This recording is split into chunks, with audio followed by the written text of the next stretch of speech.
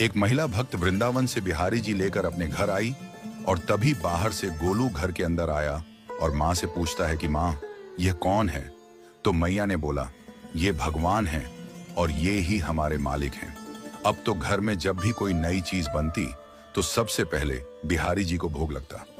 पहले यह सब चीजें गोलू को सबसे पहले मिलती थीं। इससे गोलू बहुत चिढ़ने लगा और मन ही मन ठाकुर जी को कोसने लगा। एक दिन गोलू की माँ काम पर जाते समय बोली, गोलू, यमुना जी से मटके में जल भर कर लाना। जब गोलू पानी भरने के लिए जाने लगा तो जाते जाते बिहारी जी को कहने लगा, खाने के लिए तो सबसे पहले तैयार रहते हो, लेकिन काम तो मुझे ही करना पड़ता है। अगर यहाँ रहना है तो काम करो। कहकर गोलू यमुना जी से जल भरने के लिए चल पड़ा। गोलू जब यमुना जी में जल भरने लगा तो उसने देखा कि यमुना जी के अंदर बिहारी जी विराजमान हैं और कह रहे हैं, ला गोलू, घड़ा हम भर देते हैं। गोलू उनको देखकर हैरान हो गया और बोला, नहीं नहीं, मैं अपने आप भर लूंगा। लेकिन ठाकुर जी ने उसके हाथ से घड़ा ले लिया और भरकर घर ले आए।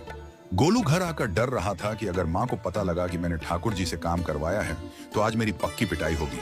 माँ ने घर आकर बिहारी जी को गीले कपड़ों में देखा तो एकदम से हैरान हो गई और कहने लगी कि गोलू, ये जरूर तेरी शरारत है, जरूर तूने ही इन पर जल डाला है। गोलू ने अपनी माँ को समझाने का बहुत प्रयास किया, लेकिन माँ ने उसको डांट कर चुप करा दिया और ठाकुर जी के भीगे हुए वस्त्रों को बदलने लगी। अगले दिन जब माँ ने गोलू को अनाज पिसवाने का काम दिया तो बिहारी जी फिर अनाज का कनस्तर ले आए और माँ को ठाकुर जी के वस्त्रों के ऊपर सूखा आटा पड़ा मिला। तो माँ ने फिर गोलू को डांटा कि तुझे पता नहीं कि ये हमारे भगवान हैं और तू भगवान के साथ शरारत करता है। आज तूने फिर इनके ऊपर आटा फेंका है। तो गोलू शपथ लेकर कहने लगा, नहीं माँ, मैंने कोई शरारत नहीं करी है। ये तो मेरे हाथ से गेहूं का कनस्तर लेकर खुद पिसवा कर आए हैं। गोलू की माँ आज बहुत गुस्सा हुई। अगले दिन फिर माँ बोली, बेटा गोलू, आज तुम्हारे बाबा बाहर गांव से वापस लौट आएंगे। बस आज का ही काम है, तुम जंगल से थोड़ी लकड़ियां ले आना। गोलू फिर डर गया, कहीं ठाकुर जी फिर मेरे पीछे ना आ जाएं। गोलू ने माँ को बोला कि मैं चला तो जाऊंगा, लेकिन बिहारी जी को समझा लो, वो मेरे पीछे ना आए। उसकी माँ हंसकर बोली, हाँ हाँ समझा दूंगी, तुम जाओ तो सही। गोलू जल्दी जल्दी लकड़ियां लेने जंगल में चला गया और माँ काम पर चली गई। लेकिन उस दिन माँ काम से जल्दी वापस आ गई और देखा बिहारी जी अपनी चौकी पर विराजमान नहीं है। वह तो एकदम से घबरा गई कि कहीं गोलू की शरारत तो नहीं। वह भागी भागी जंगल की तरफ गई।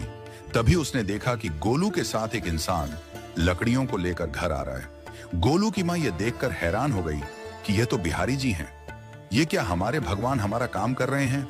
इसका अर्थ गोलू ठीक कह रहा था। वह जल्दी जल्दी भागकर ठाकुर जी के पास गई और लकड़ियां उनके हाथ से लेते हुए उनके चरणों में गिरकर रोती हुई बोली, हे बिहारी जी, ये आप क्या कर रहे हो? मुंह गरीब का काम क्यों कर रहे हो? ठाकुर जी मुस्कुराते हुए बोले, हमें तो तेरे बेटे पर बहुत प्यार आता है। सब लोग हमें भगवान समझते हैं, लेकिन एक तेरा बेटा ही था जो हमको अपना मानता था। अपना मानकर वो हमें डांट भी देता था, हमारे साथ गुस्सा भी करता था, और जो हमें एक बार अपना मान लेता है तो हम उसके मान के लिए उसके ही हो जाते हैं।